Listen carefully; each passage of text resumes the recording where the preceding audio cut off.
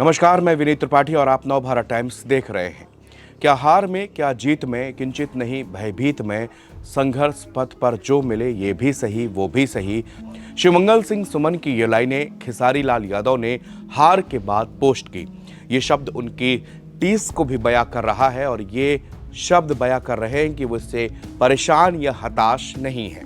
चुनाव में खेसारी जीत को लेकर फुल कॉन्फिडेंट थे, मगर बीजेपी की एक बेहद साधारण कार्यकर्ता छोटी कुमारी ने उनको हरा दिया। छोटी कुमारी इतने हाई प्रोफाइल कैंडिडेट के सामने चुनाव लड़ रही थी। वो पहली बार ही विधानसभा चुनाव लड़ी हैं। हालांकि राजनीति शब्द उनके लिए नया नहीं था, जबकि खेसारी लाल यादव को भला कौन नहीं जानता। भोजपुरी स्टार है, अच्छी खासी फैन फॉलोइंग है, सिंगर, एक्टर, डांसर हैं। फिर भी खेसारी छपरा की सियासी पिच पर क्लीन बोल्ड हो गए, वो भी एक साधारण कैंडिडेट से। एनडीए में ये सीट बीजेपी के हिस्से आई थी, जहां से पार्टी ने छोटी कुमारी को मैदान पर उतारा। छोटी कुमारी ने कड़े मुकाबले में खेसारी लाल यादव को 7600 वोटों से हरा दिया। चुनाव कभी भी सोशल मीडिया से नहीं जीते जाते, ना ही चुनावों का फैसला भीड़ करती है। चुनाव का फैसला होता है कि आपके कोर वोटर्स कितने हैं। खेसारी बहुत पॉपुलर है, बच्चा बच्चा उनको जानता है। जब भी वो प्रचार पर निकलते तो सेल्फी वालों की भीड़ लगी रहती थी, मगर सेल्फी लेने वाले आपको वोट भी देंगे, ये दुविधा वाला सवाल है। बहुत बार ऐसा देखा जाता है कि किसी पार्टी का दबदबा खत्म करने के लिए सेलिब्रिटीज को मैदान पर उतारा जाता है। बीजेपी में तो सेलिब्रिटीज की भरमार है। छोटी कुमारी ने खेसारी लाल यादव को 5000 से अधिक वोटों से चुनाव में हरा दिया। छोटी कुमारी खेसारी लाल यादव की तरह लाइमलाइट में कभी नहीं रहती, क्योंकि वो एक साधारण परिवार से ताल्लुक रखती हैं, जबकि खेसारी लाल यादव एक सेलिब्रिटी कैंडिडेट थे। छोटी कुमारी भाजपा की महिला टीम में थी और उन्होंने ग्राउंड पर काम किया। छपरा विधानसभा सीट से बीजेपी ने सीएन गुप्ता का टिकट काटा था और जिस छोटी कुमारी पर भरोसा जताया वो राजनीति में एकदम नहीं है। ऐसा हम कह सकते हैं कि छोटी कुमारी का यह पहला विधानसभा चुनाव था। हालांकि वो इससे पहले जिला परिषद अध्यक्ष का चुनाव लड़ चुकी थी और जीत भी चुकी थी। इसके बाद छोटी कुमारी सामाजिक सेवा में सक्रिय रही। छोटी कुमारी को क्षेत्र में ईमानदार छवि वाली नेत्री माना जाता है और उनके खिलाफ कोई भी मुकदमा कभी दर्ज नहीं हुआ। वो पीछे चलने पर जब पत्रकारों ने खेसारी लाल यादव से सवाल पूछा तो उन्होंने कहा कि मुझे केवल भगवान पर भरोसा है और किसी पर नहीं। खेसारी लाल यादव ने कहा कि जनता हमेशा अच्छी होती है, वो कभी खराब नहीं होती और मैं हमेशा जनता के बीच रहता हूं, आगे भी रहता रहूंगा। कुछ भी हो जाए मैं हमेशा यहीं पर रहूंगा।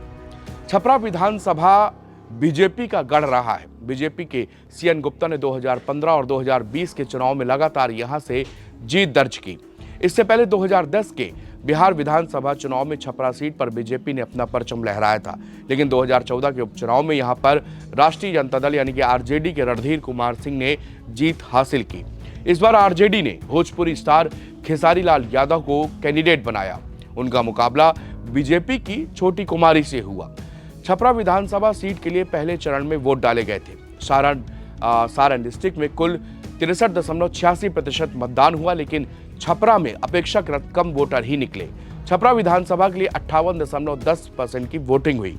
2025 के विधानसभा चुनाव के लिए छपरा विधानसभा क्षेत्र में कुल 3,23,381 रजिस्टर्ड वोटर थे।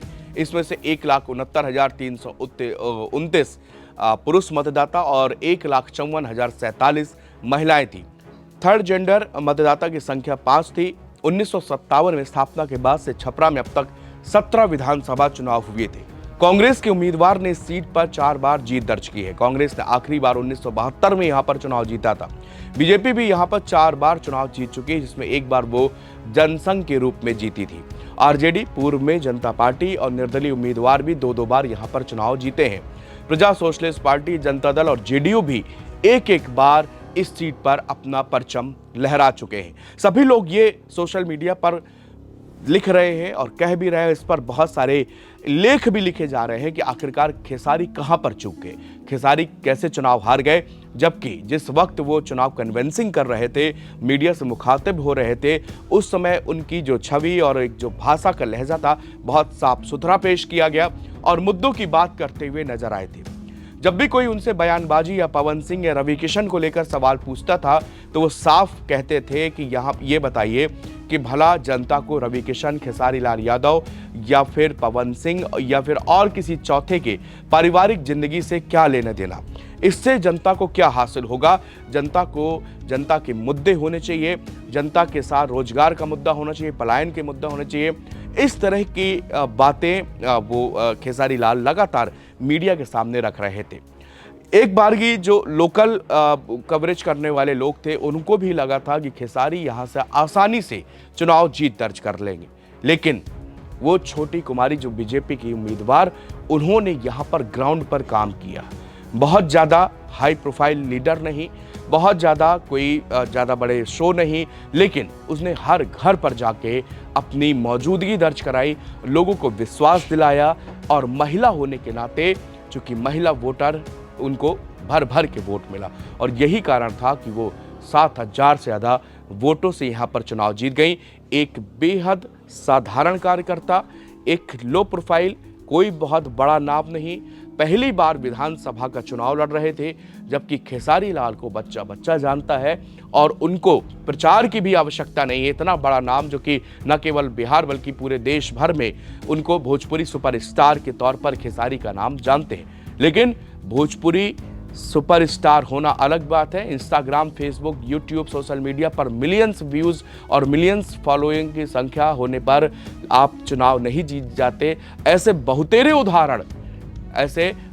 उदाहरण हैं जो बड़े बड़े सेलिब्रिटी होने के बावजूद, जिनके मिलियंस में फॉलोअर होने के बावजूद वो चुनाव वहाँ पर हार गए। और कुछ ऐसा ही खेसारी लाल यादव के साथ हुआ कि जब वो चलते थे तो भीड़ एकदम समंदर के जैसे दिखती थी। जब वो रैलियां करते थे अपार भीड़ होती थी, लेकिन वो भीड़ वोट में कन्वर्ट नहीं हो पाई और खेसारी लाल यादव यहाँ पर अपना चुनाव हार बैठे।